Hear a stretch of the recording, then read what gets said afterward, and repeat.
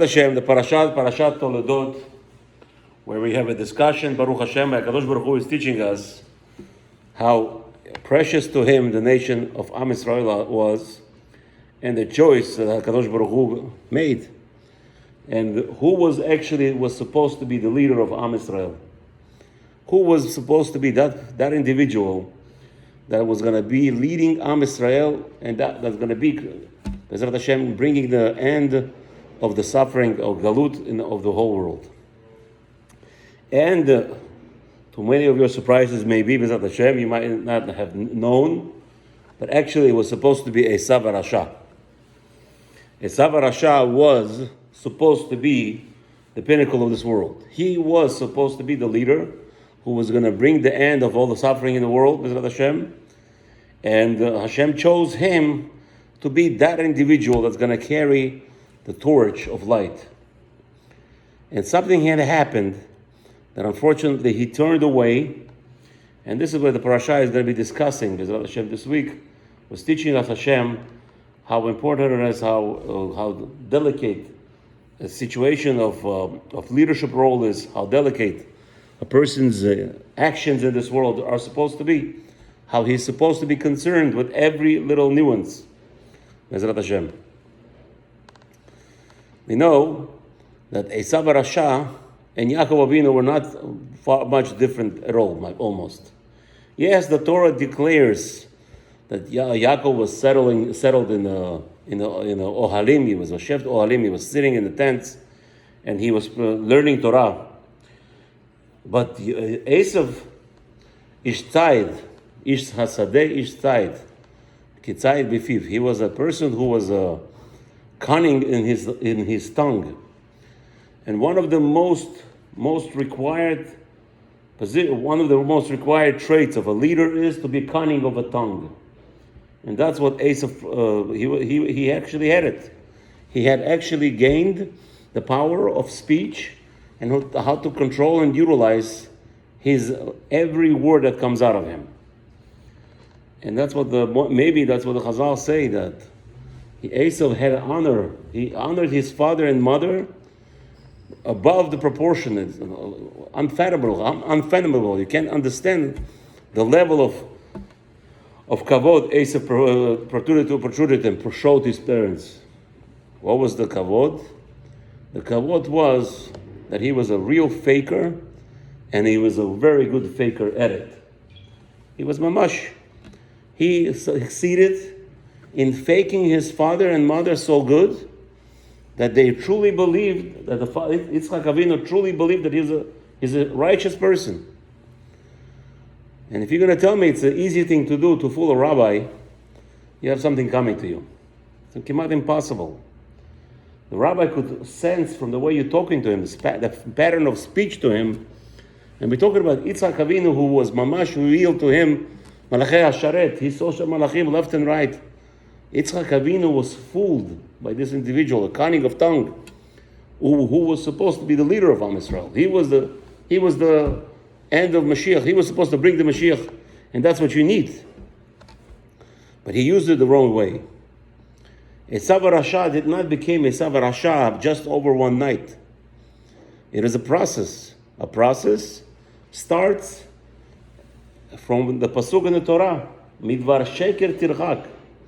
A person should be careful to stay away from lying. And that's what the Torah is me'id on Eisav's fault.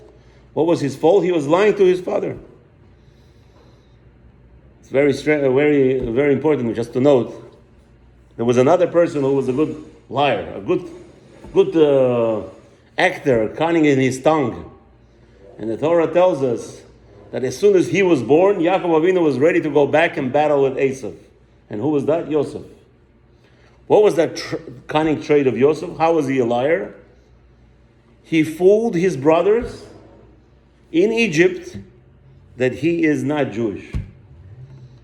Yosef HaTzadik, you can't have anybody who Torah testifies. Yosef HaTzadik, he was a pure neshama, kadosh ve'elyon, tahor, beyond our imagination, and somehow brothers looked at him and they thought he was some Egyptian wizard or something, whatever it was.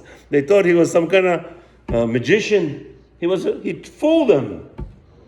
And that's the nikud I wanted to touch. That Yosef HaTzadik, who was in that trait, that he had that power of fooling his brothers, making them think that he's a Rashab, and really he was a Tzaddik. He's going to come and combat Eisav Rasha, who was fooling his father that he's a Tzaddik, but really he was a Rasha. And many people ask, what was the kavod? What was the honor in that? You're going to say, it may not be an honor in the fact, in spiritual sense, that he's lying to his father, he's misleading his father all the time.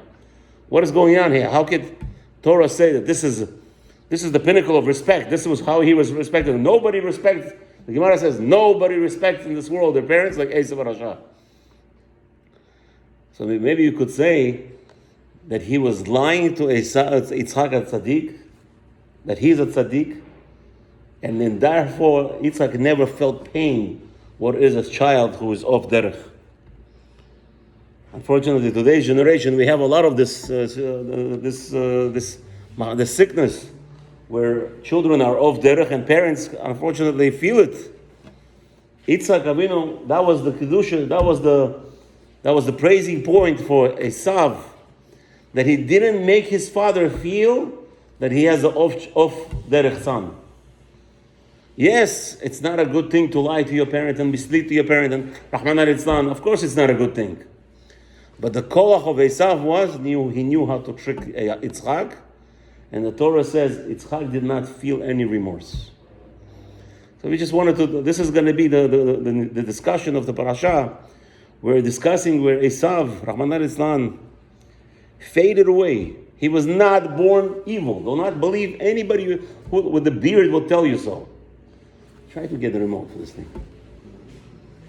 Do not believe anybody who could tell you that such a thing, that Eisav was born to be a Rasha. Thank you. We know that it says in the Gemara, the Gemara Nida, that HaKadosh Baruch Hu does not decide for you what's going to be your holy spiritual level. Hashem gives you a decision at the time of right prior to birth, as we know, right before He puts in the neshama into the nostrils of a human being in the mother's womb. HaKadosh Baruch Hu already declared on us that He already declared on us, you're going to be rich, you're going to be wealthy, you're going to be poor. Okay, thank you. Thank you very much. HaKadosh Baruch Hu does not decide for you. That's it. Thank you very much. 71 is okay? Perfect. The other side, the ladies also maybe. Thank you. The ladies also maybe? That side? That one don't work. Don't work. No. Okay. Thank you very much. Let me see the other one. It's working already. So B'ezrat Hashem, every individual is born in this life with a free will. You're going to have a free will. There is no such a thing as you're born. I don't understand how people could even say it. Eisav was meant to be evil. Chas v'shalom. There is no such a concept. How did Eisav went away from becoming evil? He started from a small thing. And that was the small thing by him, that he was a cunning of speech, lied to his father. From the moment that he started lying to Yitzhak Tzaddik, Yitzhak Avinu, this Rasha became more and more and more Rasha, unfortunately. And as we know, one Avera, Goreret Avera, Goreret Avera, constantly you grow and grow and grow, and that's the level of reaching, Has v'Shalom, of already murder. As we know, the beginning of the parasha tells us, Eisav Rasha, he reached such a level that he murdered Nimrod, the king of the world. He killed the king of the world. So much power. How do you get to the king of the world, by the way? How do you get to see a king? You want to see a president today? Let's take the world's most unimportant president. Let's say any president. You say any third world country. You're going to have access to him so fast? Eisav Rasha knew how to get to Nimrod, kill him, kill a king. A man who was in power for years, for at least 400 years already. This is what we're talking about. Nimrod was the king of the whole world. Eisav Rasha knew, that's the cunning, that's the power of speech. Today's generation, who you find the biggest minuvarim, biggest tricksters, who abuse girls, children, small boys, small girls, people with beards, they know how to talk. Oh, if you find a rabbi who doesn't have a perfect English speaker, maybe you could trust him. Because he's not so cunning. The tongue is very powerful, and Eisav had that power. He went away completely from the Torah, all to the other side. I tell my students always, Torah is a fine line. The Torah, if you learn the Torah and you gain from it spiritually, continue learning Torah. If you're not, you have a problem. If you're not growing, I tell all my students here, I have one over here to tell you. I say it always, if you're not growing spiritually, don't come to my shiurim. You're not supposed to. The whole point of Torah is not entertainment. Oh, the rabbi speaks nice. The rabbi has beautiful words of his what's his name? His pattern of speech is so nice, special. It's so eloquent. That's not Torah. Yes, it's very nice. Obviously, you don't want to be hearing somebody who makes left and right mistakes. But again, if it's coming from the Torah, Gdusha, even the mistake over here, there, it's so fine. No. My Rabbi always told me, no, big deal. Big deal. Likar, you got the point. You understand the point. You're here not for worldly pleasures. We're here. We want to grow in our Torah. And Eisav knew the Torah. I will tell you, if I'm looking at him, I will be compared a little ant looking at the moon, how much Torah Eisav knew. Looking at the moon. That's how much Torah I know compared to Eisav's Torah. But what's the difference? Technically, there is no difference. I could become the next Eisav. Do you know when I could become the next Eisav? Until the end of my life. Each individual has to know that. I could become the next Eisav. There's no freedom. It's like, I'm freed. I'm freed from Yetzer Hara. Until you die. A person is supposed to live that life. You're supposed to live it. Eisav thought that he's going to trick his father and all is going to be nice and dandy. He did a good job. The Torah praised him for not making his father ever upset. So now we're going to see what happened. What was the, first of all, the beginning of the story of this parasha is very strange. You have to ask a few questions in the parasha. We say it like this. Yitzchak has Yaakov and Eisav, 40 years old. And all of a sudden, comes Eisav from a field, and he wants to eat, right? And Yaakov is cooking lentils, which Gemara, by the way, says the most vicious food. Maybe in those days. Today, I love it, lentil soup. Who doesn't like lentil soup, right? In those days, maybe because today it's processed, whatever it is, it's much more maybe refined or whatever it is. For some reason, I eat lentils and I'm fine with it. It says, the Gemara says, people who eat lentil soup, lentils, bichlal, they have bad breath and they get their me'ayim gets ruined. The Gemara says a lot of bad things about lentil soup. And here, Yaakov Avinu is preparing lentils, and Eisav Rasha is coming, and he says, give me those lentils, I want to eat them. Yaakov Avinu says, what are you talking about? What lentil? Why should I give it to you? I have nothing to eat. I know some Mefarshim say, no, it was Avraham Avinu's passing, and Yaakov Avinu was cooking lentils. It's a musar, very nice Torah. It's Shemi Panim Torah. I'm going to give you chidush today, ad nifla, and I'm going to give you a Rashi in the end of this parasha who support to the chidush that Baruch Hashem Hashem was mizakeh to me many years back. Which Baruch Hashem I was called by my Rosh Yeshiva Apikoros for even thinking of such a pirush. Baruch Hashem. What was the pirush? I said like this. I had a question. What is Yaakov Avinu doing cooking? You know who Yaakov Avinu was? Can I tell you who Yaakov Avinu was? And who Eisav Rasha was? They were the children of the world's wealthiest men in town. Avraham Avinu passed away recently, just now. Who became the most wealthiest person in the world? Right? If you say according to this Perush, Yitzchak Avinu. He was the Yoresh, all the Yerusha. He got all the money, inheritance. Yaakov Avraham Avinu had a business. He could pay with full. Not Baruch Hashem. He was a very wealthy person. No poorness in there. You offer your guest. What's the last time you offered your guest a tongue, let alone 3 tongues? Huh? That's what Avraham Avinu. 3 tongues. 3 guests, 3 tongues. You know where you get 3 tongues? You have to kill 3 cows. Avraham Avinu, no problem. This is how he loves Hesed. No money. There's no limit on money. That's why I encourage ladies today. Always prepare food extra. Always for Shabbat, 2-3 portions extra. Always. You never know who's gonna come in. And it's also that's the Hesed of Avraham Avinu. It's in us.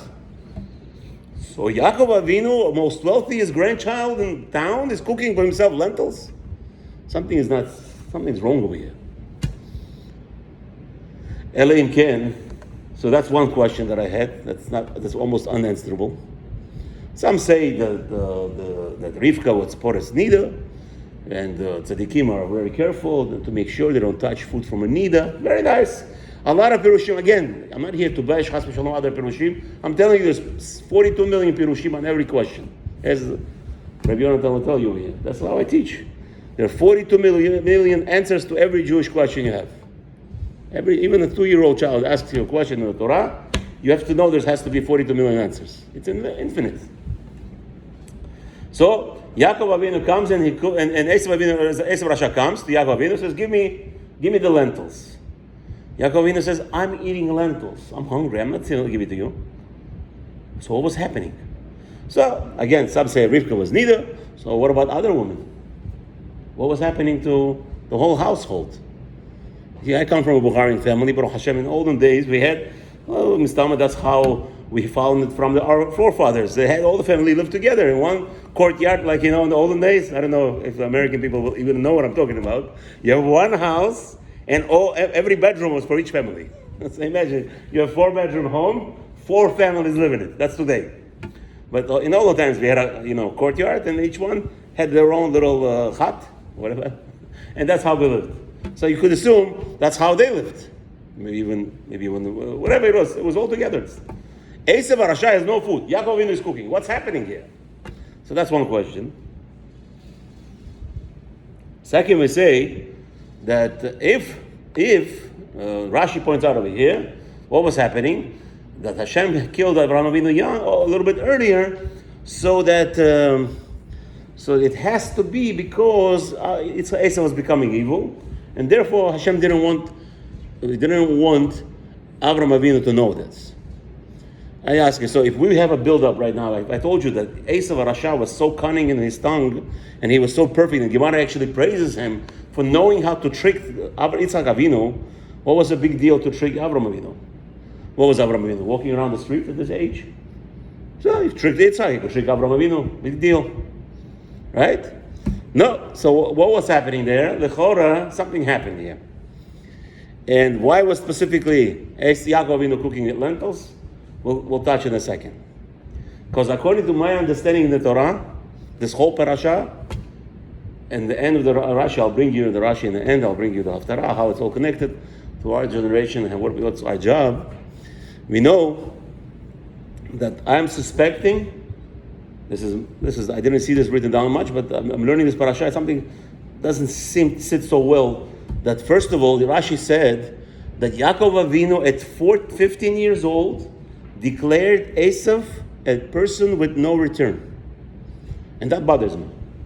Yaakov Avinu, yes, he was a tzaddik, tahor v'kadosh. How can you say a 15-year-old man will never do tshuva in his lifetime? It's very nice Rashi. Again, it's Shemim Panim B'Lo Torah. I accept it, I love it, but I have a problem. That's one question. That's the second question. Right? First question is why is Yaakov cooking lentils? Now, why is Yaakov Avinu declaring? You know what they're going to do to you today? If I go outside and I say, you know that boy you have drinking alcohol? Throw him out in the garbage. Today, especially in this generation, what I'm saying makes a lot of sense. A 15-year-old boy, they don't discard 30-year-old boys. All those Baruch Hashem guys with the beards, with the nice, yeah, you have to love your children. You have to, but everything you have to do to make sure that they don't go off the derech. And if they are off the derech, fight to bring them back and be a nujer and everything. And here you have our father at 15 years old declares that 15 years old are rashais that will never do tshuva. How's that possible? What's going on? You hear what's going on? That's the second question today. Why is Yaakov declaring Eisav Rasha at 15 years old? The third question was, look right as it says over there, right at the first aliyah, Va'ibez Eisav et Bechorah, and Eisav disregarded the Bechorah. What's the next pasuk? Strange. And odd. Vayihi Ra'av Ba'aretz. And right away there was a famine in earth. So I asked myself, wait a minute. That's year 1900s. This is 2050 around. Right? Avraham was already 100. He was born 1948. So, 2100. This is the year 2100. And the Torah is talking about a famine. When is the first time the Torah ever mentioned the word famine? By Avraham Avinu.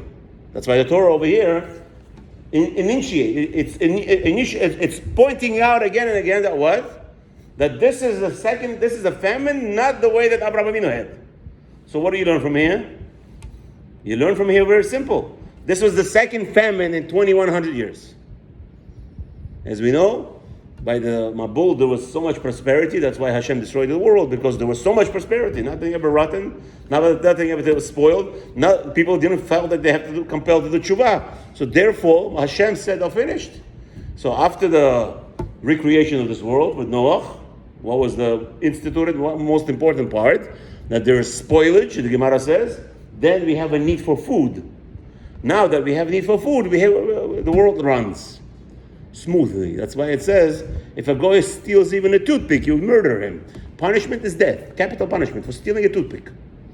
Why? Because that's going to bring the destruction to the world. Finished. Case, there's no discussion here.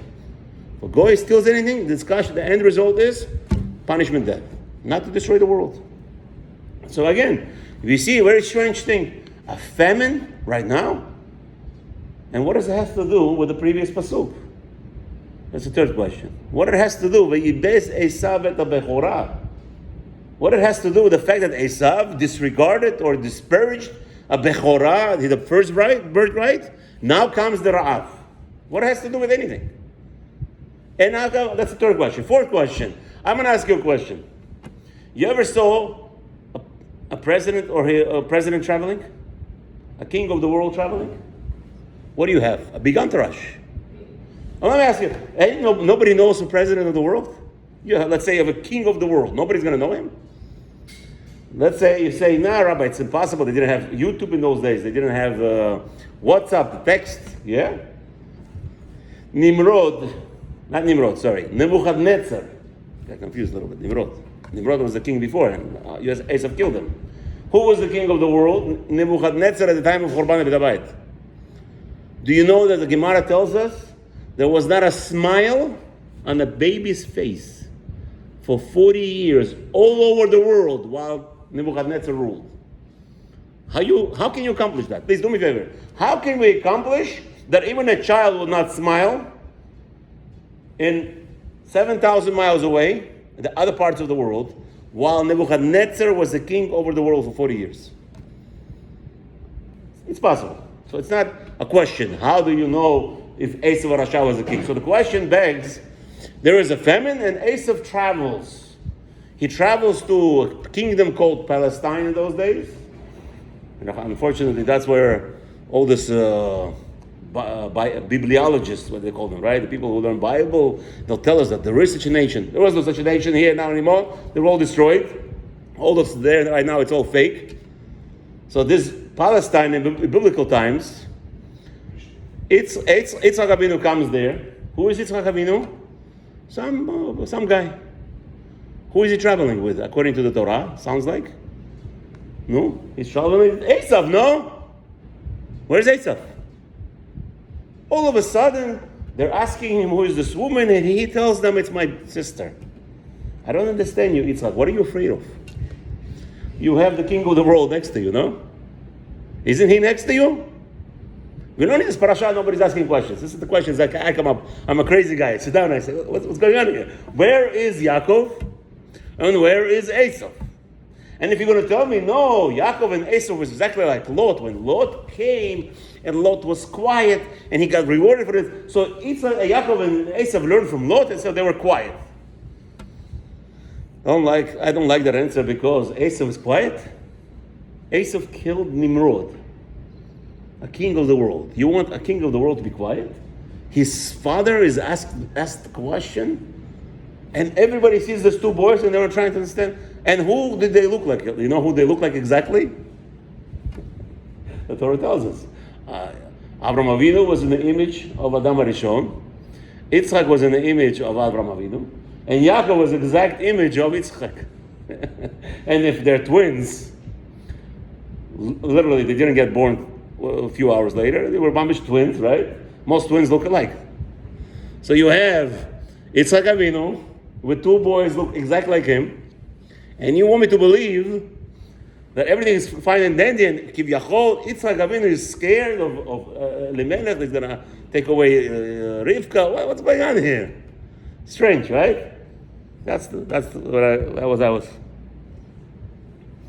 So now, this is the 4 questions. We're going to try to answer all of them, B'ezrat Hashem, as we go. Let's go to the first question. He said, Yaakov Avinu was eating what? Cooking lentils. What had happened? I'm making a suggestion. The following is like this. As we see in the last Rashi of this parasha, is it last or second to the last? Mistama second to the last? No. You see? Yeah. The last Rashi of the parasha says, we'll say what I'm saying and we'll go through it in the end. Sounds like it. Even though in the beginning of the parasha, Rashi says it sounds like the whole selling of the Bechorah happened at the age of 15, right? We'll see that it sounds like at the end of Rashi, maybe he alludes to what I'm saying. The whole Bechorah, the whole selling of the Bechorah happened at the age of 63. At that age. And what happened at the age of, what's so significant at the age of 62, 63? Mecham and the Mistama never said 62, and I'll tell you why. While the boys were 62 years old. What happened was that the Gemara says, Rashi points out, why is Yitzchak Avinu, what's going on with Yitzchak Avinu? Yitzchak Avinu is saying on himself, Lo yodati yom moti. I do not know the day I will die. Who says that? Why would somebody open Pitchon Pei Satan? Gemara says, you're not allowed to. Al tiftach peh to Satan. You're not allowed to open your mouth to Satan. How is Yitzchak Avinu declaring such a thing? I don't know when I'm going to die. Who told you you're dying? What's worrying you? What's concerned you? So we have to say the Gemara says like this. That the rule is, the general rule of death, that when a person should expect death, it's always 5 years before his parents died, one of the parents died, and 5 years after. And that's when a person should know, that that he's about to die. So always be in that age. So at what age did Sarah Imenu die? We learned that last week. No? What age? 127, right? Yes? Good. So she died at 127. Whose mother she was? Yitzchak's mother. Now Yitzchak got to the age of 5 years before his mother died. Age of 122. Right? How old are the boys? 62. They were born at 60. So they're 62, right? Okay. That's what, okay. What happened to Yitzchak? Not just he was concerned that he's about to die because it's 5 years before his mother's death. Something else happened which actually caused the fear of death. What does the Gemara say? The Gemara tells us that suma is what? Domeh le'emet. A person who is blind, he is similar as if he is dead from this world. And that's what happened to Yitzchak Avinu. Yitzchak Avinu, he all of a sudden became, as the Torah tells us, he has a bad eyesight. He doesn't see good. right? That's why he actually called Yaakov Avinu to hug him, to kiss him, to smell him, right? All the Torah tells us. So you see that what? That Yitzchak Avinu was sick at the age of 122, which brought a big concern that he's about to die. A 122-year-old old man is dying. What happens in the house? Does anybody have time to cook? And what they're cooking? They're trying to figure out how to save Yitzchak Avinu. Remember, I told you the Gemara declared to us that lentils are the worst food to have. What is Yaakov Avinu cooking at that time? Lentils. Yaakov Avinu is cooking something to eat. He's hungry. So which food did he choose? He chose the food that will not disturb his father. He came to the pantry and he says, let me take this. Then he says, wait a minute. Maybe my father needs the vitamins of this, the nutrition of this food. Okay, not this food. Let me try to cook this food. Let me eat this. He says, wait a minute. Again, my father needs nutrition. I'm not touching anything. What is the worst food that my father will not need? Lentils. So now we have Yaakov Avinu cooking lentils. He's hungry. You hear what's going on here? Yaakov Avinu is cooking lentils because everything else is reserved for his father to make sure he's going to be fine. You hear the beauty? Now, Eisav Rasha came, right? And says, give me the lentils. Okay, so we make a deal. I have no food. This is the deal we made, as everybody knows. Now we're saying, wait a minute. We ask the question, how can Yaakov Avinu determine that Eisav Rasha will never do tshuva? How's that possible? Here, I'll tell you a little hint. There's a Gemara that declares that Yehoshua was Misharet Moshe Rabbeinu. Do you know what age Yehoshua came out of the tribe? At 60. Okay. And the Gemara tells us that Yehoshua was a 60 years old man who never sinned in his life. At 60 in Mitzrayim. And that was the reason 40 years later he became the new leader of Am Yisrael. Yehoshua did not do one day he did not commit a sin. He was supposed to live how many years? Anybody knows? 120. How many years did he live? 110. We'll discuss later what happened, why he lost 10 years. Maybe at the time of when we get to that Parshat discussion. But we see that the Gemara tells us, by the way, Yehoshua lived half of his life, half his age, and guaranteed was he will never sin again. So therefore, Gemara declares, if a human being lived half of his life, he didn't sin, shuv lo yichta, he will never do sin again. You hear the beauty? So what happened? Yaakov Avinu Mistama learned this Gemara and he said, wait a minute, maybe it's the other way around also. How old is Eisav now? 62. Yaakov Avinu says, maybe it works the same way. Half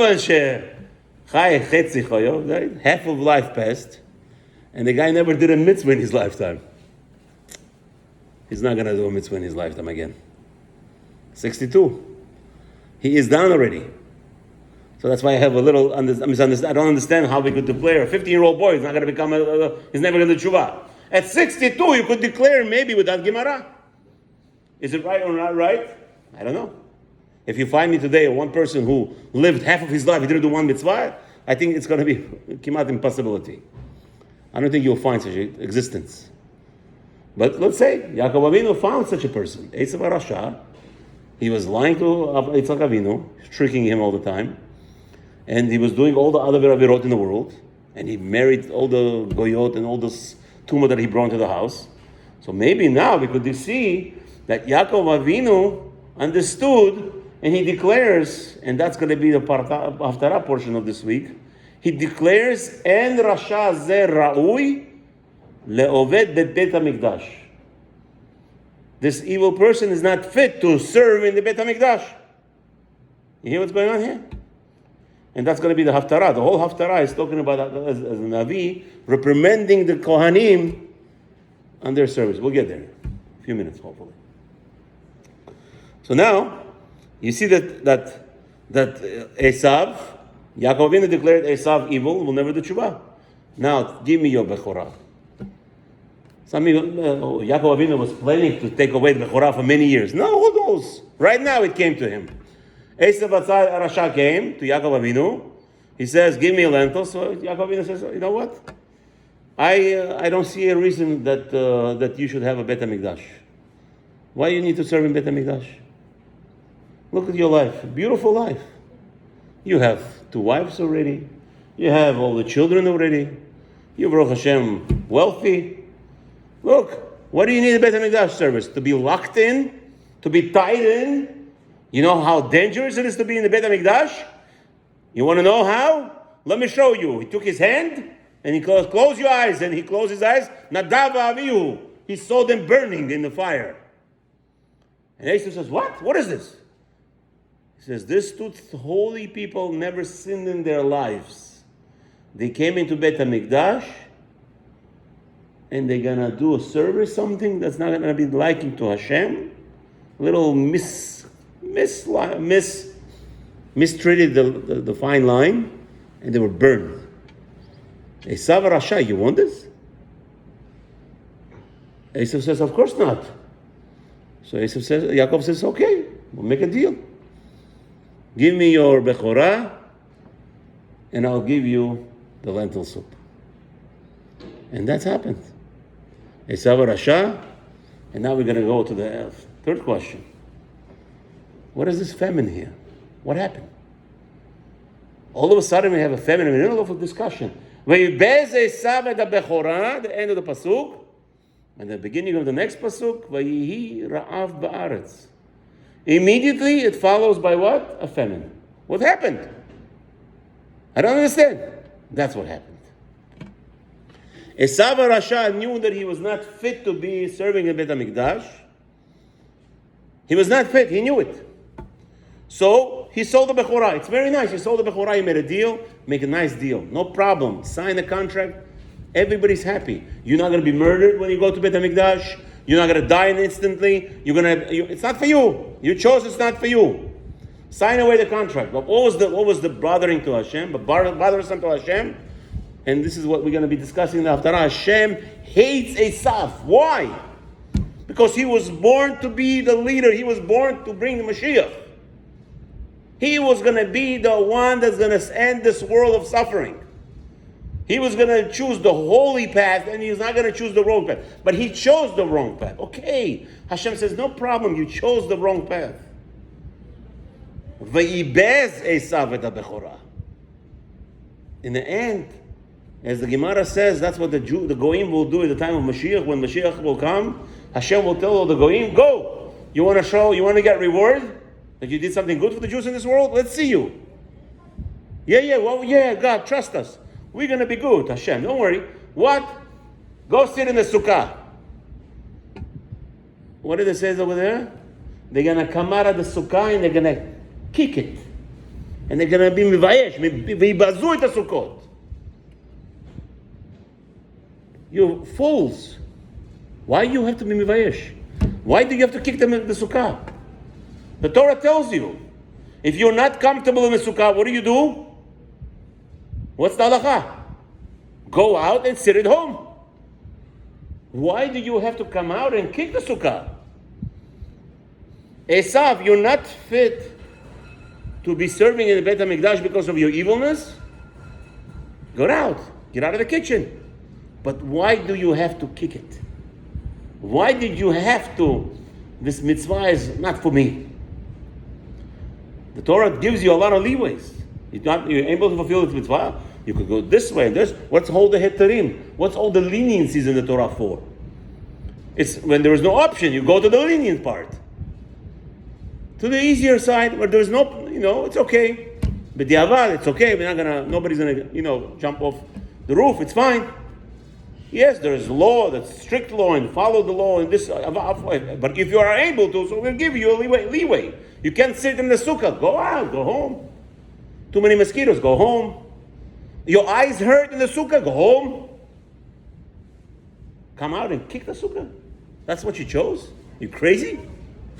Hashem gave you a choice, and this is what you did? Eisav. Hashem wanted you to be the leader. Okay, you decided to be not a leader. Why do you have to why you have to kick it? And that's, I believe, why the famine came. So now you're going to tell me, wait a minute. How does the famine came? What age was Yitzchak? Sounds like in our parasha that it was just happened, right? At 15 years old. No. The famine was at 123 years old. How do I know that? Very simple. What happened at 123 years old? Yitzchak Avinu gave brachot, right? The two sons came in, the whole thing that we know, everybody knows. At that age, at 63, Eisav wanted to kill Yaakov Avinu for stealing the brachot. What does Yitzchak say? Yitzchak says to Yaakov, go, Padena Aram, and go get yourself a wife, go get the daughters of Lavan. Okay? So now where is Yitzchak? Where's Yaakov? On his merry way. Where's Eisav? And what it says over there? Vayelech it's Eisav seira. What happened? Vayibez Eisav et ha-bechora. It became knowledgeable. The father now understood. You didn't want mitzvot. Okay, you can handle the mitzvot. Why you start kicking it? So Eisav, finally the truth revealed that all alone Eisav was fooling Yitzchak Avinu. Vayibez Eisav et ha-bechora. Now he was embarrassed. He went to Seir with his whole family to run away of shame of his father. Vayhi ra'av ba'aretz. What happened all of a sudden? There's a ra'av. Like this. And the Torah has to point out, it was not the ra'av, it's different famine from the days of Avraham Avinu. Why? I said, maybe we could say that while Avraham Avinu lived in Eretz Canaan, Yitzchak was born, two tzaddikim, what do? They bring shalom, they bring peace to the world, right? So there's no famine. Rashi in the next parasha will tell us, Vayetze Yaakov, right? This is the next parasha, this is already this week's parasha, you already read it on Shabbat. Miber Shaba ve'elech Haran, and he went to Haran. What does it say there when he left? The Rashi says that you don't need to say, you don't have to say the word Vayetze, that he came out. Just say, Yaakov went. Why do you have to say he went out? Rashi bothered, why is the word he went out? What do you need that for? So Rashi says to us, the fact that it says the word Vayetze to teach you Yetziyat Tzadik or Saroshim. When a Tzadik abandons a city, there is a big commotion. So you ask, what commotion? What was the commotion? And I wanted to say, the commotion is, Vayihi Ra'av Ba'aretz. The commotion was, there is famine in the earth. As soon as Yitzchak left to Haran, Eisav went to Seir. Yitzchak is all abandoned by himself, without Yaakov, without Eisav, all by himself. There is no protection for the city. Vayihi Ra'av Ba'aretz. Now there is a famine. And what happens? Now we could understand. The Pasuk tells us, how did Elimelech know that Yitzchak is married to Rivka? He was like this to her, with his eyes, looking in her eyes. Why do you need to do that? His eyes, he didn't see. You remember that problem he had a year ago? At 122 years old, now he's traveling to Elimelech, the Eretz Pelishtim. He has to see his wife, as we know, looking in the eyes of your wife and making her happy, right? She looks back at you. It's an emotional connection, they call it, right? Emotional, eyes looking, and he was trying to look. He's trying to reignite that emotion, right? So Elimelech, no, this is a husband and wife. What's going on here? wait a minute. They told me they're sisters. You know why there was no problem with nobody feared Eisav? Because he wasn't here anymore. He ran away out of shame. Because that's this parasha. It's like, today lehavdil billion avdalot. But we have to talk this world a little bit. What you ever saw a movie? It tells you the end result, the first clip, 30 seconds, and then it gives you 3 hours of the entire movie to lead you that 30 seconds clip. Right? You saw those movies? This is the good directors. You're not watching movies, I'm very happy. But then when I was in the movie world, exposed, unfortunately, you see a director, he makes you 30 seconds or a minute of something makes you excited, and then a whole hour and a half explaining how they got to that point. That's the best directors. And that's the famous machloket between Rishonim. Is the Torah written in its order, or it's a mishkabubble order? So, Ramban is the opinion. No, everything is a chronological order. Rashi says no. Rashi Kadosh, Rav Shlomo Yitzchaki says beautifully. No such a thing. There is no order in the Torah. The Torah is mishkabubble for a reason. The Torah is not a storybook. If it's a story book, says Rashi, maybe I could understand you. You know the story, chronological order, but it's not. It's giving you a lesson. The lesson is you could be on the path of righteousness in a second. I could become Rasha, Eisav. And a person has to know that to himself. And if you hear anybody with a beard and looks like he knows how to talk, he's such a grammatical person. No, I could never become bad. Yes, you could. Yochanan Kohen Gadol for 80 years. You know what it is to going in 80 years into Kodesh Kadoshim and to come out alive? The Gemara tells us he became a tzduki. He went against Hashem in the end. Who's today could say we're protected? The only way we could be protected is Beit Midrash. That's why I tell all the time, we have a yeshiva shalom bayit over here. Tell your husbands, get out of the house, go to yeshiva and learn. No, Rabbi, I learned at home. I have this new thing over here on Hollywood. I love it. I came here, Rabbi, I learned the whole day. I say, yeah, what? YouTube. Why don't you come into Beit Midrash? I learned at home, Rabbi. Learning at home, it's very nice. Learning, you're at least not watching a movie. But at least, I have to understand, it's not the same level in Beit Midrash. We're here right now. There is holiness around here, spreads. You enjoy the holiness. The Torah is all about holiness. You're reading your word in the Torah, it's supposed to go into your neshama, it's supposed to make you holy. Show me one person who learns in his house all the time, after his work, that he is such a holy person. Yeah, he's learning. He's not B'tal Torah, he's not watching bad stuff, but he's not holy. It can't be. It's not working. It's not going to work. You need to come to Beit Midrash, get off your seat, sit over here. Nobody's disturbing you. Your wife doesn't disturb you. Your children don't disturb you. Your wife tells you, go to yeshiva and learn. Preferably choose a place where there's always learning. Where there's constant learning. This way you are connecting to the source of Torah, Kedusha, a holiness that has to penetrate you. Eisav was in the brink of coming off. He was a big tzaddik. And he was bar mitzvah when he made a bracha on the tefillin. The world was sprouting of flowers. The growth, the spiritual growth of this world was great. One lie led to the next lie, to the next lie, to the next lie, and he went off there completely. That's what Eisav. So this is when we come to this Haftarah. HaKadosh Baruch Hu says this the last in the Haftarah. I don't understand you. I gave you everything. You have everything. You have Beit HaMikdash. Yaakov Avinu took away Beit HaMikdash right from Eisav. Why? Because of fakeness. And what are you doing to me? The Kohanim, we're little cheapos. Somebody coming in with a korban, okay. Not such with a little blemish, okay. The Torah, Hashem says, what are you doing? This makom, your father fought for it. Your father fought for the right of service in Beit HaMikdash. Eisav was the trickster, was the liar, was a faker. And the Kohanim in this Haftarah is being reproached by Malachi. What are you being fakers for?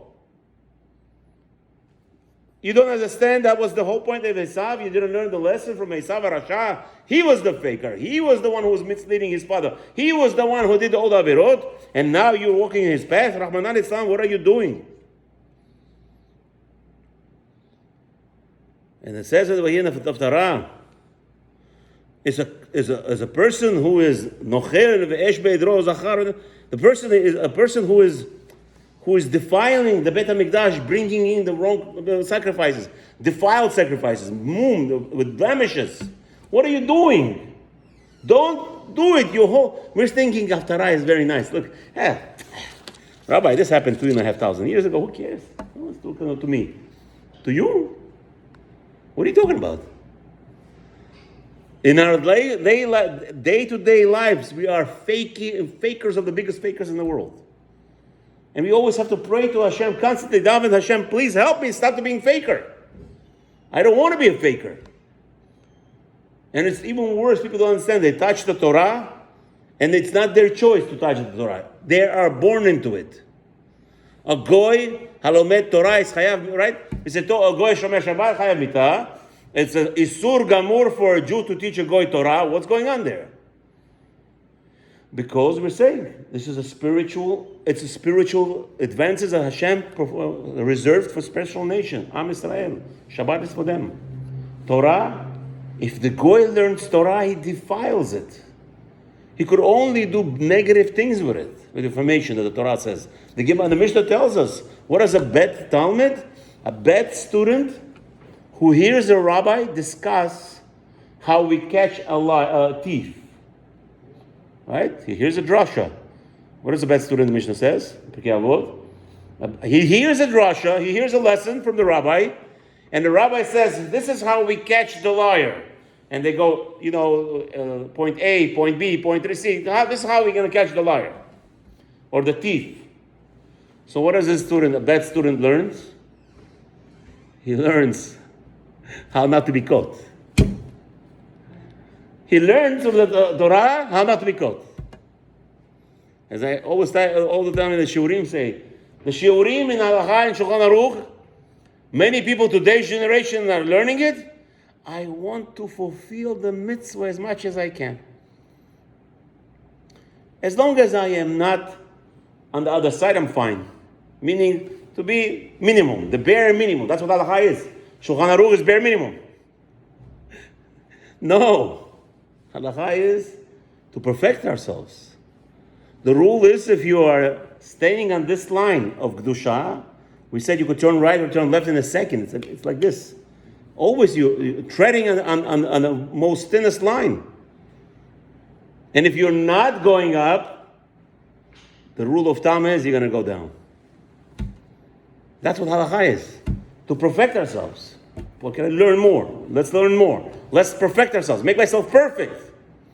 Eisav Rasha, stop that.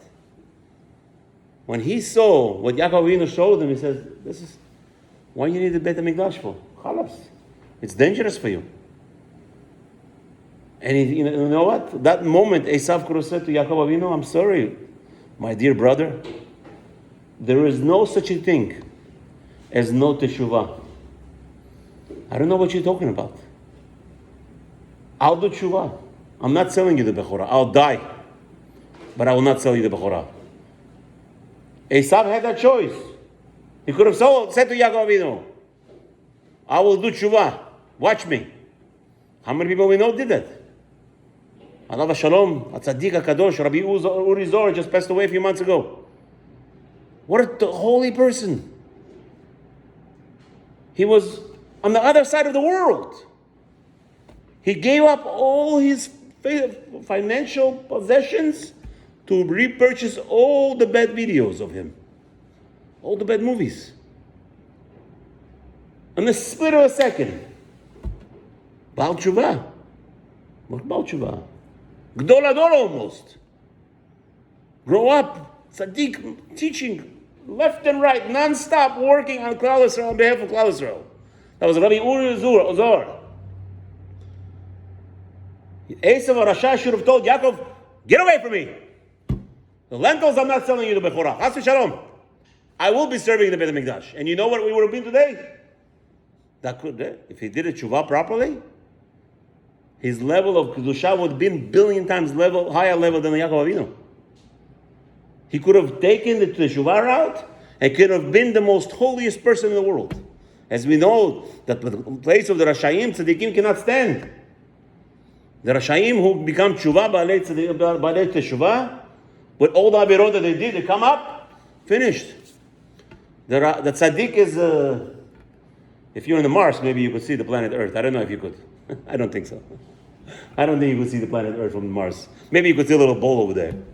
This is how a Rasha who did tshuva looks like a tzaddik. In Shamayim, in the Elyonim, in the higher levels of the Kedusha, that if he doesn't do the tshuva properly, Eisav could have done the tshuva. And that's what made Hashem upset. Yaakov Avinu showed you, look, you could die if you continue this path. What did he say? Lama li'zeh bechora. What does it pasuk? How do I know that Yaakov Avinu told him you're going to die? It says in the pasuk. I'm going to die, says Eisav. And why do I need the bechora for? Meaning, he knew that when he's going to come to Beit HaMikdash, he's going to die. So why in the world do I need that? That's what Eisav said. So let's see, you're going to say to Rabbi Sofer, no, Rabbi told us 62. How you know all this cheshbon? Here's Rashi, as I promised you. The last Rashi of the parasha. That why does it say Achot Nevayot? So Rashi makes cheshbon over here. Why does it have to say that Eisav went and married the daughter of Ishmael, and then it tells us it's the sister of Nevayot? To teach you the following, Rashi says, that when Eisav Rasha, after this scenario, he made a pact with Ishmael to marry his daughter, because he saw Yitzchak Avinu tell Yaakov Avinu that the daughters of Chaitim are not good. So Ishmael agreed to marry who? His daughter to Eisav, because he was a child of Avraham. Okay, and also Ishmael did tshuva. What age did Ishmael die? At the age of 137. Okay, now. How old was Ishmael when Yitzchak Avinu was born? 14. How old was Ishmael? 80. He was 14, right? So how old was when the boys were born? 14 plus 60, 74. Okay, 74 years old plus 63 years old is how old? 74 plus 63 is 137. That's exactly when Ishmael died. So Rashi says, from here you see that Eisav Avinu, right at the time of when Yaakov had to go to Haran, Eisav had to go to Seira. Right before that, Eisav made a pact with Ishmael that he's going to marry his daughter. Ishmael dies at 137. That's why the Torah tells you her brother's name and not Ishmael's daughter. It says she was the sister of Nevayot. Rashi says Nevayot, who was the one who married her, who carried her down to the chuppah. Okay. So now Eisav is what? How old is Eisav right now? Eisav is 63. Yaakov Avinu is also 63. So Rashi makes the whole cheshbon over here. Rashi says, right? Sheneimar bar Ishmael. So what I wanted to, he gives the whole cheshbon how that Yaakov Avinu didn't get punished. We'll get there to that parasha. We'll discuss with exactly how many years Yosef HaTzadik was taken away from him. But we'll see in a second. But we see over here that Rashi says. Okay, but to tell you that the whole parak, this sounds like this whole parasha, Rashi actually says in those words, at the age of 63. Lemetcha, right? To teach you that maybe, even though Rashi over there says that the whole Bechorah selling happened at 15, but over here it sounds like that Rashi wants to point out that this whole, with this parasha was at the age of 63, as I was trying to allude, that the whole thing, the happening of selling the Bechorah could be also at 63. It's not a stira, right? You have 365 days. When maybe he sold it to him in the beginning of their birthday, and then in the middle of the birthday, that's when the whole scenario happened. But again, that's what I just wanted to attach on this point. That we are talking about the age of 63, and that sounds like this whole parasha, the whole scenario happened around that period of time, but after they were born, and the Bechorah, and the selling and the taking of the Bechorah. But again, the point over here is, it's beautiful, nice, we have nice shurim, but the point that I wanted to stress over here is that we could always become Eisav Rasha. And don't let our Eitzar Hara fool us. We could always become Eisav Rasha in a second. And if we know that, the only way we're going to make sure to prevent that if we know it, and we're always going to strive to become holier and holy nation. Shavuot Tov. B'ezrat Hashem next week, 8:30 also.